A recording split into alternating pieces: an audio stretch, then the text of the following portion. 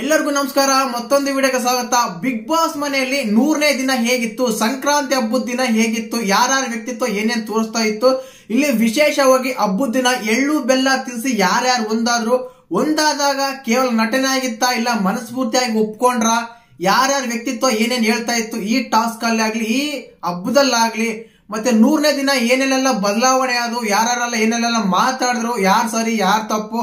ಅದಾದ್ಮೇಲೆ ವಿಶೇಷವಾಗಿ secret task ಅಲ್ಲಿ ವಿನಯ್ ಅವರು ಯಾವ ರೀತಿಯಾದ ನಟನೆ ಮಾಡಿದ್ರು, ಯಾವ ರೀತಿಯಾದ ಎಂಟರ್ಟೈನ್ಮೆಂಟ್ ಇತ್ತು, ಸೋತ್ರ ಗೆದ್ರ ಸೀಕ್ರೆಟ್ ಟಾಸ್ಕ್ ಇಂದ ಯಾರ್ಯಾರೆಲ್ಲ ಮನಸ್ಸುಗಳು ಹೋಗ್ಬಾರ್ದು ಅಂತೆಲ್ಲ ಮಾತಾಡೋಣ.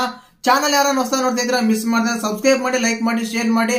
ಇನ್ನು ಮೊದಲೇದಾಗಿ ಎಪಿಸೋಡ್ ವಿಷಯಕ್ಕೆ ಬಂದ್ಬಿಡೋಣ. 100ನೇ ದಿನ ಏನಾಗುತ್ತಂದ್ರೆ ಕಿಚ್ಚ ಸಾರು ಸಂಡೇ ದಿನ ಸಂತೂಪ್ ಅಂತ ಇಬ್ಬರನ್ನ ಸೇವ್ ಮಾಡಿ ಹೋದ್ಮೇಲೆ as it is been bag ಹೋಗ್ತಾರೆ ಖಂಡಿತವಾಗ್ಲು. ಅದಕ್ಕಿಂತ ಮುಂಚೆ ಕಿಚನ್ ಸಣ್ಣ ಕಾನ್ವರ್ಸೇಷನ್ ಆಗುತ್ತೆ. ಯಾಕಂದ್ರೆ ಮಿಡ್ ವೀಕ್ ಎಲಿಮಿನೇಷನ್ ಇರುತ್ತೆ ಅಂತ ಹೇಳಿ ವಿನಯ್ ಅವರು ಅವ್ರಿಗೆ ಹೇಳ್ತಾರೆ ಸಂತೂಪ್ ಪಂತ್ಗೆ. ಖಂಡಿತವಾಗ್ಲೂ ಇರುತ್ತಾ, ಹಂಗಂದ್ರೆ ನಮ್ಗೆ ಸುದೀಪ್ ಅಣ್ಣ ಸಿಗಲ್ವಾ ಅಂತೆಲ್ಲ ಉತ್ತರ ಎಲ್ಲ ಪ್ರಶ್ನೆ ಮಾಡ್ತಾರೆ. ಅದಾದ್ಮೇಲೆ ಬೀಮ್ ಬ್ಯಾಗ್ ಹೋಗಿ ಕುತ್ಕೊಂತಾರೆ. ಆ ಕ್ಯಾಮ್ರಾಮನ್ಗೆ ಇಬ್ರಿಗೂ ಥ್ಯಾಂಕ್ಸ್ ಹೇಳ್ತಾರೆ. ಅಣ್ಣ ನಾವು ಉಳ್ಕೊಂಡ್ಬಿಟ್ಟೋಣ, ನಾವು ತುಂಬಾ ಸಹಾಯ ಮಾಡಿದ್ರು ಕ್ಯಾಮ್ರಾಮನ್ಗೆ, ಥ್ಯಾಂಕ್ಸ್ ಹೇಳ ಅಂತ ಹೇಳಿ ಇಬ್ರಿಗೆ ಥ್ಯಾಂಕ್ಸ್ ಹೇಳ್ತಾರೆ.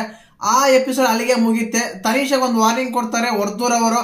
ಖಂಡಿತವಾಗ್ಲೂ ನಿನ್ನ ಆಟ ನೀನ್ ಆಡು, ನೀನ್ ಬೆಂಕಿ ಅನ್ನೋದು ನೀನ್ ತೋರ್ಸು, ಕೇವಲ ಬೆಂಕಿಯಲ್ಲಿ ಕೆಂಡ ಇದೆಯಾ ಇಲ್ಲ ಬೂದಿ ಮುಚ್ಕೊಂಡಿದ್ಯಾ ಅಂತೆಲ್ಲ ಗೊತ್ತಾಗಬೇಕು ಇವ್ರಿಗೆ ಅಂತೇಳಿ ಒಂದು ಸಜೆಸ್ಟ್ ಕೊಡ್ತಾನೆ. ಬೇರೆಯವ್ರ ಬಗ್ಗೆ ಮಾತಾಡೋದು ಬೇಡ ಅಂತ ಕೂಡ ಹೇಳ್ತಾರೆ.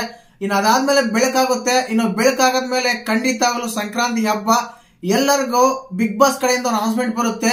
ಮೊದಲೇ ದಿನ ಬಿಗ್ ಬಾಸ್ ಮನೆಗೆ ನೀವು ಬಂದಾಗ ಯಾವ ರೀತಿಯಾದ ಇತ್ತೋ ಮನೆ, ಅದೇ ರೀತಿ ಎಲ್ಲ ಕ್ಲೀನ್ ಮಾಡಿ ನೀಟಾಗಿ ಹಬ್ಬ ಎಲ್ಲ ಆಚರಣೆ ಮಾಡ್ಬೇಕು, ಪ್ರತಿಯೊಬ್ರು ಪೂಜೆ ಮಾಡ್ಬೇಕಂತ ಹೇಳಿ ಪೂಜೆ ಮಾಡ್ತಾರೆ. ಬಟ್ ಸಾಂಗ್ ಹಾಕೋಷ್ಟೊತ್ತಿಗೆ ಪ್ರತಾಪ್ ಅವರು ಎದ್ದು ಆಲೆ ಪೂಜೆ ಮಾಡಿ ಪಂಚೆ ಶರ್ಟ್ ಉಟ್ಕೊಂಡು ರೆಡಿ ಆಗಿರ್ತಾರೆ ಅಂತ ಹೇಳ್ಬೋದು. ಬರ್ತಾ ಫುಲ್ ಆಕ್ಟಿವ್ ಆಗಿ ಆಗ್ತಾ ಇದಾರೆ ಪ್ರತಾಪ್ ಅಂತ ಹೇಳ್ಬೋದು. ಕಿಚ್ಚ ಸರ್ ಹೇಳಿದ್ರು ಪೊಟೆನ್ಶಿಯಲ್ ಇನ್ನ ತುಂಬಾ ಇದೆ ನಿಮ್ಮಲ್ಲಿ, ಅದನ್ನ ತೋರಿಸ್ಬೇಕಂತ ಹೇಳಿ. ಇನ್ನು ಹಬ್ಬದ ವಿಷಯದಲ್ಲಿ ಎಲ್ಲ ಮನೆ ಎಲ್ಲ ಕ್ಲೀನ್ ಮಾಡ್ತಾ ಇರ್ತಾರೆ, ಅಲ್ಲಲ್ಲಿ ಫನ್ ಮಾಡ್ಕೊಂತ ಕಾಮಿಡಿ ಮಾಡ್ಕೊಂತ ಮಾತಾಡ್ತಾರೆ. ಇಲ್ಲಿ ಮೇನ್ ಆಗಿ ಹೈಲೈಟ್ ಪಾಯಿಂಟ್ಸ್ ಮಾತ್ರ ಮಾತಾಡೋಣ. ಇನ್ನು ವಿಶೇಷವಾಗಿ ಎಲ್ಲ ಪೂಜೆ ಎಲ್ಲ ಕಾಯೆಲ್ಲ ಆದ್ಮೇಲೆ ಒಬ್ಬರೆಲ್ಲ ಮಂತ್ರ ಹೇಳ್ತಾರೆ. ಪ್ರತಾಪ್ ಅವ್ರು ಹೇಳ್ತಾರೆ, ಸಂಗೀತ ಅವ್ರು ಹೇಳ್ತಾರೆ, ವರ್ತೂರ್ ಅವ್ರು ಹೇಳ್ತಾರೆ ಮಂತ್ರ. ಇನ್ನು ಅದಾದ್ಮೇಲೆ ಒಂದು ಟಾಸ್ಕ್ ಕೊಡ್ತಾರೆ. ಅಂದ್ರೆ ಹಬ್ಬದ ದಿನ, ಸಂಕ್ರಾಂತಿ ಹಬ್ಬದ ದಿನ ಯಾರ್ಯಾರೆಲ್ಲ ವೈಮನಸ್ಸೆಲ್ಲ ಇದ್ವು ಅವ್ರನ್ನ ಎಳ್ಳು ಬೆಲ್ಲ ತಿನ್ಸಿ ಒಂದಾಗಿ ಸುಖವಾಗಿರಿ ಮತ್ತೆ ಒಂದಾಗೋಣ ಅಂತ ಹೇಳಿ ಟಾಸ್ಕ್ ಇರುತ್ತೆ. ಅದರಲ್ಲಿ ಪ್ರತಿಯೊಬ್ಬರು ಭಾಗವಹಿಸ್ತಾರೆ, ಒಬ್ಬೊಬ್ರು ಒಂದ್ ವಿಷಯ ಹೇಳ್ತಾರೆ. ಇನ್ನು ಮೊದಲೇದಾಗಿ ಸಂಗೀತ ಅವರು ಹೋಗಿ ವಿನಯ್ ಅವ್ರನ್ನ ಕಾರ್ತಿಕ್ ಅವ್ರನ್ನ ಕರೀತಾರೆ. ಸಂಗೀತ ಅವರು ವಿನಯ್ ಹತ್ರ ತುಂಬಾ ಜಗಳ ಆಡಿದೀನಿ, ಅವ್ರ ಮೇಲೆ ಟಾಂಟ್ ಮಾಡಿದೀನಿ, ನನಗೂ ಟಾಂಟ್ ಮಾಡಿದ್ದಾರೆ, ಹಾಗೂ ಬಂದು ಎಲ್ಲಾ ಹೋಗೋಗಿವೆ. ಬಟ್ ಈ ಹಬ್ಬದ ದಿನ ನಾನು ಅವ್ರಿಗೆ ಎಳ್ಳು ಬೆಲ್ಲ ತಿನ್ಸಿ ಕ್ಷಮೆ ಕೇಳಿ ಮುಂದೆ ಆದ್ರೂ ಚೆನ್ನಾಗಿರೋಂತೆಲ್ಲ ಭಾವಿಸ್ತೀನಿ ಅಂತ ಹೇಳಿ ವಿನಯ್ ಅವ್ರನ್ನ ಕರೀತಾರೆ. ಅದಾದ್ಮೇಲೆ ಕಾರ್ತಿಕ್ ಅವ್ರು ಬರ್ತಾರೆ. ಖಂಡಿತವಾಗ್ಲೂ ಈ ವ್ಯಕ್ತಿ ಒಳ್ಳೆನೆ, ಆದ್ರೆ ಮುಂಗೋಪ ಜಾಸ್ತಿ ಇದೆ, ಅವರು ಆಗಾಗಕ್ಕೆ ನನ್ನ ಕಡೆಯಿಂದ ಕೂಡ ಕೆಲವು ತಪ್ಪುಗಳು ಇರ್ತವೆ, ಖಂಡಿತವಾಗ್ಲೂ ಅದಕ್ಕೆ ಇದೇ ಕಾರಣಕ್ಕೆ ಅವ್ರ ರೀತಿ ಆಗಿರ್ತಾರೆ ಅಂತ ಹೇಳಿ ಸಂಗೀತ ಅವರು ಕಾರ್ತಿಕ್ ಅವರಿಗೆ ಒಂದೆರಡು ಒಳ್ಳೆ ಮಾತು ಹೇಳಿ ಮತ್ತೆ ಎಳ್ಳು ಬೆಲ್ಲ ತಿನ್ಸಿ ತುಂಬಾ ಕ್ಲೋಸ್ ಆಗಿ ಹಗ್ ಮಾಡ್ಕೊಂತಾರೆ ಅಂತ ಹೇಳ್ಬೋದು. ಅದಾದ್ಮೇಲೆ ವರ್ತೂರ್ ಅವ್ರು ಬರ್ತಾರೆ. ವರ್ತೂರ್ ಯಾರನ್ನೂ ಕರೆಯಲ್ಲ, ಅಲ್ಲಿ ಬೆಸ್ಟ್ ಫ್ರೆಂಡ್ ಅಂತ ಇರೋದು ನಂಗೆ ತುಕಾಲಿ ಒಬ್ರೇನೆ. ಬಟ್ ನಮ್ರತ ಅವ್ರ ಹತ್ರ ನಾನು ಎಲ್ಲೋ ಮಾತಾಡೋದು ಕಡಿಮೆ ಮಾಡಿದೀನಿ, ಕಾನ್ವರ್ಸೇಷನ್ ತುಂಬಾ ಕಡಿಮೆ ಇದೆ, ಮಾತಾಡೋದು ಚೆನ್ನಾಗಿ ಮಾತಾಡ್ತಾರೆ, ಬಟ್ ಅವ್ರ ಕಣ್ಣುಗಳು ದೊಡ್ಡದಾಗಿ ಬಿಟ್ಬಿಡ್ತಾರೆ, ನೋಡಕ್ಕೆ ಭಯ ಆಗುತ್ತೆ. ಅದರಿಂದ ನಾನು ಟಾರ್ಗೆಟ್ ಮಾಡ್ತಾರೆ ಅನ್ಸ್ತಾ ಇತ್ತು. ಬಟ್ ಈ ದಿನದಿಂದ ಎಳ್ಳು ಬೆಲ್ಲ ತಿನ್ಸಿ ತುಂಬಾ ಚೆನ್ನಾಗಿರ್ತೀವಿ ಅಂತ ಹೇಳ್ತಾರೆ. ಈ ಮಾತಿಗೆ ನಮ್ರತ ಕೂಡ ಇನ್ಮೇಲೆ ಕಣ್ ಬಿಡಲ್ಲ, ನಿಮ್ಮೇಲೆ ತುಂಬಾ ಚೆನ್ನಾಗಿರ್ತೀನಿ ಅಂತ ಹೇಳ್ತಾರೆ. ಅದಾದ್ಮೇಲೆ ತುಕಾಲಿ ಅವರು ಬರ್ತಾರೆ. ತುಕಾಲಿ ಅವರು ಬಂದ್ಮೇಲೆ ಪ್ರತಾಪ್ ಅವ್ರನ್ನ ಕರೀತಾರೆ. ಪ್ರತಾಪ್ ಅವ್ರ ಹತ್ರ ತುಂಬಾ ಇದಾಗ್ತಾ ಇತ್ತೆ, ಇದ್ಮೇಲೆ ನಾವು ಚೆನ್ನಾಗಿರ್ತೀವಿ ಅಂತ ಹೇಳಿ ಪ್ರತಾಪ್ನ ಕರೀತಾರೆ. ಅದಾದ್ಮೇಲೆ ಪ್ರತಾಪ್ ಅವ್ರು ಬಂದ್ಬಿಟ್ಟು ತುಕಾಲಿ ಅವ್ರನ್ನ ವಿನಯ್ ಅವ್ರನ್ನ ಇಬ್ಬರನ್ನ ಕರೀತಾರೆ. ನನ್ನ ಕಡೆಯಿಂದ ನಿಮ್ ಬಗ್ಗೆ ಕೆಟ್ಟದಾಗ ಆಲೋಚನೆ ಮಾಡಿರ್ಬೋದು, ನಿಮ್ಗೆಲ್ಲ ಒಂದು ಒಳ್ಳೆ ಕೆಟ್ಟದಾಗಿ ಬಯಸಿರ್ಬೋದು, ಇನ್ಮೇಲೆ ಅದು ಯಾವ್ದು ಬೇಡ ಚೆನ್ನಾಗಿರೋ ಅಂತ ಹೇಳ್ತಾರೆ. ಹೀಗೆ ಎಲ್ಲರೂ ಕರೀತಾರೆ. ತನಿಷಾ ಕಾರ್ತಿಕ್ ಕರೀತಾರೆ. ಅದಾದ್ಮೇಲೆ ಬಂದ್ಬಿಟ್ಟು ಸಂಗೀತನ ಕರೀತಾರೆ. ಎಲ್ಲ ಒಳ್ಳೊಳ್ಳೆ ಮಾತುಗಳು ಹೇಳ್ಕೊಂಡು ಎಲ್ಲರೂ ಒಳ್ಳೊಳ್ಳೆ ಮಾತುಗಳು ಹೇಳ್ಕೊಂಡು ಯಾರು ವಿರೋಧಿ ಆಗ್ತಾ ಇದ್ರು ಅವ್ರಿಗೆಲ್ಲ ಕ್ಷಮೆ ಕೇಳಿ ಮತ್ತೆ ಒಂದಾಗ್ತಾರೆ ಅಂತ ಹೇಳ್ಬೋದು. ಇಲ್ಲಿ ನನಗೆ ಸ್ವಲ್ಪ ಸಂಗೀತ ಮತ್ತು ಕಾರ್ತಿಕ್ ಅವ್ರದ್ದು ಒಳಗಡೆ ಒಳ್ಳೆ ಪ್ರೀತಿ ಪ್ರೇಮ ಇದೆ, ಬಟ್ ಹೊರಗಡೆ ಮಾತ್ರ ಕಿತ್ತಾಡ್ತಾ ಇದಾರೆ ಅಂತ ಅನ್ಸುತ್ತೆ. ಆದ ಕಾರಣ ಇಬ್ಬರು ಒಂದು ಹಗ್ಗಲ್ಲಿ ಒಂದು ಒಳ್ಳೆ ಮೆಸೇಜ್ ಇತ್ತು, ಒಂದು ಒಳ್ಳೆ ಮುಂದೆ ಕೂಡ ಚೆನ್ನಾಗಿರ್ತಾರ ಅಂತ ಅನಿಸ್ತಾ ಇತ್ತು. ಇನ್ನು ಅದಾದ್ಮೇಲೆ ಎಲ್ಲ ಹಬ್ಬದ ವಿಚಾರದೆಲ್ಲ ಆದ್ಮೇಲೆ ಮನೆ ಬಿಗ್ ಬಾಸ್ ಕಡೆಯಿಂದ ಒಂದು ಊಟ ಬರುತ್ತೆ.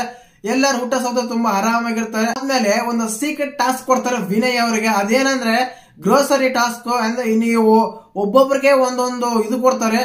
ಯಾರಾದ್ರೆ ಅತಿ ಹೆಚ್ಚು ಓಟ್ ಪಡಿತಾರೋ ಅವ್ರು ಸಾಮಾನ್ಯೆಲ್ಲ ಹೋಗ್ತವೆ, ಇಲ್ಲ ಅವರು ಆ ಕೆಲಸ ಮಾಡ್ಬೇಕು ಅಂತದ್ರಲ್ಲಿ ಅದು ಕೇವಲ ಮನೆ ಮಂದಿ ಓಟ್ ಅಲ್ಲ, ಕೇವಲ ವಿನಯ್ ತಗೊಂಡು ಒಂದು ನಿರ್ಧಾರದಿಂದ ಕೂಡಿರುತ್ತೆ. ಆದ ಕಾರಣ ಏನ್ ಮಾಡ್ತಾರೆ ಬಿಗ್ ಬಾಸ್ ಅವರು ಮೊದಲೇದಾಗಿ 3 ಫೀಮೇಲ್ ಕಂಟೆಸ್ಟೆಂಟ್ ಇರುವ ಮೇಕಪ್ ಕಿಟ್ ಅನ್ನು ಕೊಡಬೇಕಂತ.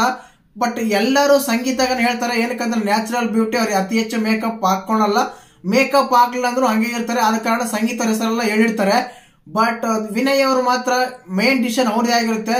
ಬಿಗ್ ಬಾಸ್ ಅವ್ರು ಹೇಳ್ತಾರೆ, ಮನೆ ಮಂದಿ ಹೇಳಿರೋ ಓಟ್ ಪ್ರಕಾರ ನೀವು ವಿರುದ್ಧವಾಗಿ ಹೇಳ್ಬೇಕಂತ ಹೇಳಿ. ಆ ಟೈಮಲ್ಲಿ ಅವ್ರು ತನಿಷ್ ಹೆಸರು ಹೇಳ್ತಾರೆ. ತನಿಷ್ ಅವ್ರ ಮೇಕಪ್ ಕಿಟ್ ತಗೊಂಡು ಹೋಗ್ಬೇಕಂದ್ರೆ ತುಂಬಾ ಫೀಲ್ ಆಗ್ತಾರೆ. ಏನಕ್ಕಂದ್ರೆ ನಾನು ಊಟ ಇಲ್ಲದೆ ಇರಬಹುದು, ಆದ್ರೆ ನಾನು ತನಿಷ ಊಟ ಇಲ್ಲದೆ ಇರಬಹುದು, ಆದ್ರೆ ಮೇಕಪ್ ಕಿಟ್ ಇಲ್ಲದೆ ಇರಕ್ ಆಗಲ್ಲ ಅಂತ ಹೇಳಿ ತನಿಷ್ ಅವ್ರು ಹೇಳ್ತಾರೆ.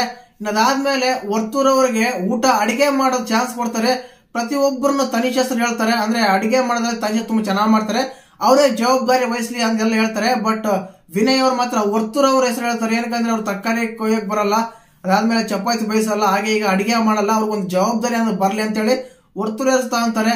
ಅದಾದ್ಮೇಲೆ ತಲೆಗೆ ತುಂಬಾ ಅತಿ ಹೆಚ್ಚಾಗಿ ಎಣ್ಣೆ ಹಚ್ಚಬೇಕು ಅಂತ 3 ಫೀಮೇಲ್ ಕಂಟೆಸ್ಟೆಂಟ್ಗಳಲ್ಲಿ ಯಾರು ಸೆಲೆಕ್ಟ್ ಮಾಡ್ತೀರಾ ಅಂತ ಕೇಳಿದಾಗ ನಮ್ರತೆ ಅವರು ಸರಿ ತಗೊಂತಾರೆ ವಿನಯ್ ಅವರು. ಏನಕ್ಕಂದ್ರೆ ಅವ್ರ ತಲೆಗೆ ಎಣ್ಣೆನೇ ಹಾಕಲ್ಲ, ಒಂದ್ಸಲ ಎಣ್ಣೆ ಹಚ್ಕೊಂಡು ಅವ್ರನ್ನ ನೋಡ್ಬೇಕು ಅನ್ಸುತ್ತೆ ಅಂತ ಹೇಳ್ತಾರೆ.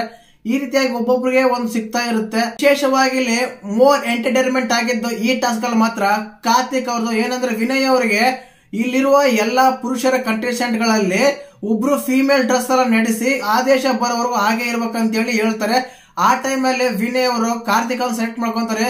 ಏನಕ್ಕಂದ್ರೆ ಕಾರ್ತಿಕ್ ಅವ್ರು ಬಂದ್ಬಿಟ್ಟು ಒಂದು ಒಳ್ಳೆ ಡ್ರೆಸ್ ಹಾಕಿ ಒಂದು ಬಾಡಿ ಬಿಲ್ಡರ್ ಆಗಿ ಹೆಣ್ಮಕ್ಳಾಗಿದ್ರೆ ಹೇಗಿರ್ತೀವಿ ನೋಡ್ಬೇಕಂತ ಆಸೆ ಇದೆ ಅಂತ ಹೇಳಿ ವಿನಯ್ ಅವರು ಹೇಳ್ತಾರೆ.